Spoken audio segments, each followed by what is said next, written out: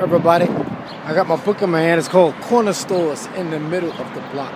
That's because in my neighborhood, there's a corner store. It's in the middle of the block.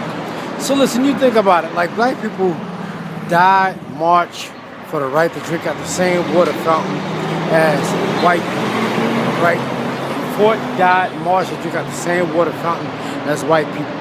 But you go all over America right now, and there's very few free water fountains that you can find in America. You know, everybody's buying water now. So marching to drink out the same water fountain as white people was a waste of time. You know, and you think about it. Another thing is like, I was thinking like voting. You know, back in the days, black people fought and died for the right to vote. Black men, black women fighting together for the right to vote.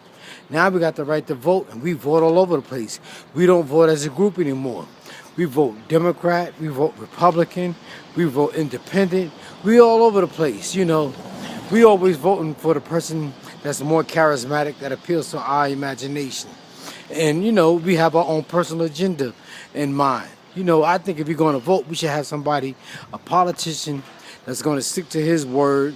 You know, you basically got to buy politicians. You ever watch old mafia movies? They always talk about buying politicians. And that's the problem. Black people have no economical base to put a politician in office that's going to stick to his word. You know, Asians, they have the lowest vote out turnout ratio of any race of people in America. But, you know, Asians don't, you know, but Asians are about their business. They're all about money. That's why, like, if you go to Chinatown, Asians got more banks in Chinatown than they got on Wall Street. Everything is about money with them, and they stick together. And another thing about them is they have a language that binds them. Black people don't have a language. The Asians have a language that it keeps them together. And another thing about Asians is they have a code that they go by where they don't hire others in their business unless they necessarily have to, unless they need somebody to speak Spanish for them in these woo-hop restaurants up here in the hood. You know, but other than that, they don't hire nobody in their business.